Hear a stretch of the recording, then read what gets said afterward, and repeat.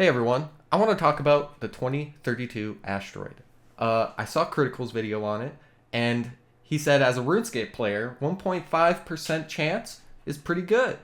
And he's not wrong, but also he is wrong in a way because probability can be very deceiving. This is the odds that the asteroid strikes the Earth at all. It's a 1.5% chance, 1 over 67. That's the odds it hits the Earth anywhere, right? But hey, the Earth is about 70% water, 30% land. So if we want to get the odds that it actually hits land on Earth, we could simply just multiply this by 30 over 100.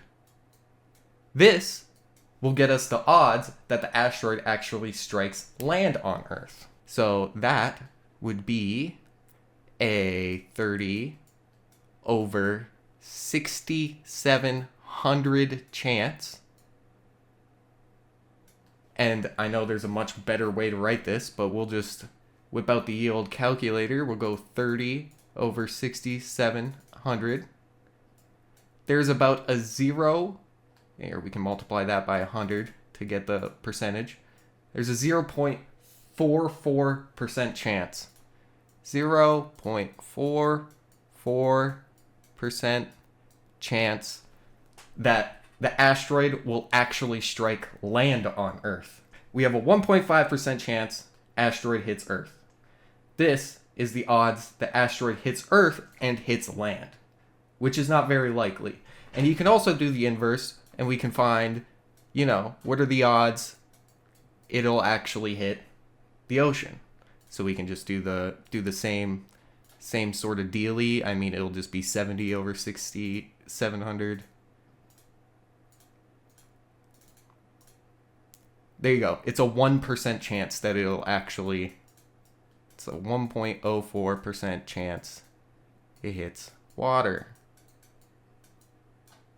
So, when you look at it that way, hey, we're looking pretty good for not getting hit at all by the asteroid. And this isn't even considering on land how much of that is actually populated area, which is kind of not a lot compared to how much land there is. So, it's good to think about this. Your odds are very, very low that anything bad is going to happen to you. And we can even convert this to a fraction, and we can visualize this for you. This is about a 1 in 200. That would be a 0.5% chance. Is a 1 in 200. Sorry, my writing is terrible. But we have about a 1 in 200 chance this asteroid would actually hit land on Earth, okay? But here's where probability gets annoying and deceiving, okay?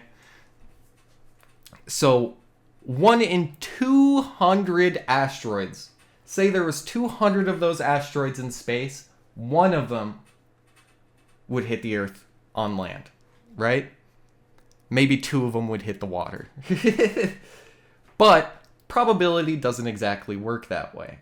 You gotta do some silly math things. So I believe the formula is something like you want to do 1 minus the odds of it going wrong, I believe. Like you want to do the inverse, so we want to do 199 over 200. Ooh. And you want to do this to the power of your attempts, right? So this will be the odds of, in 200 asteroids, what are the odds we actually get hit at all, even if 200 come at us, right? So we do 1 minus 199 over 200 to the power of 200. And there you go. We have a 63.3% chance out of 200 of those asteroids, we would actually only get hit once. So, to visualize that for you, if there was 200 of these here, one of them would have a 60% chance to actually hit the Earth on land. One of them. And then, maybe 2 of these would hit water. So, odds are, we're fine. And this is 1 out of 200. We only have 1 coming at us. So you really have to think about this in an odd, abstract way. There's not 200 of these asteroids coming at us. Only 1 of them has to make this shot. I mean, it's possible, but statistically, or probabilistically, we're fine. If we're going by like RuneScape drop rate odds, because this is how you can calculate your drop rates. It's like, if something has a 1 in 128, you just do a 127 over 128 to the power of how many KC you have, and then that'll give you the odds of if you should have gotten the drop already. So I just wanted to talk about this because probability can be oddly deceiving like this. It's not guaranteed. It'll actually take, I believe, about 190. I think it'll take about 800 of these asteroids to actually have a guaranteed chance to hit the Earth. Yeah.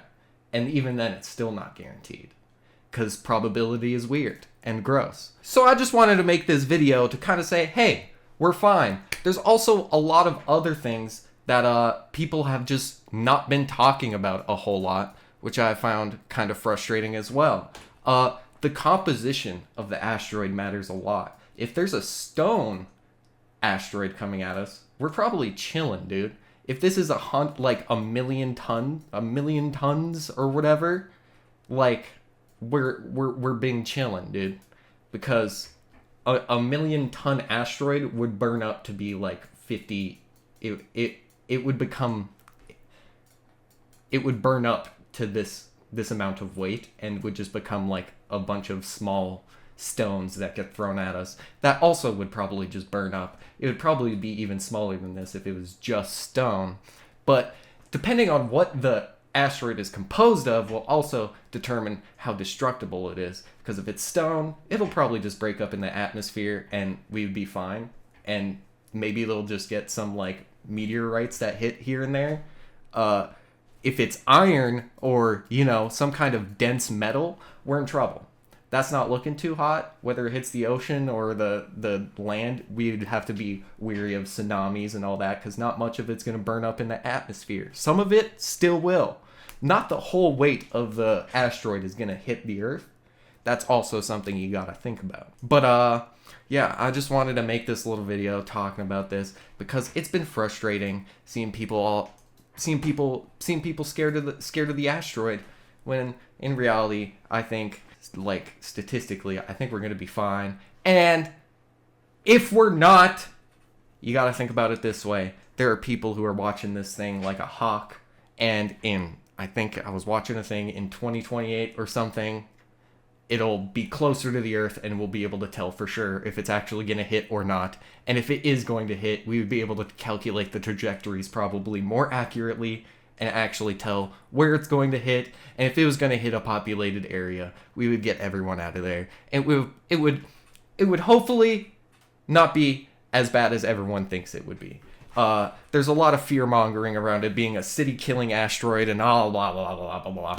But dude, it's just a rock hurtling through space that has a chance to hit the Earth.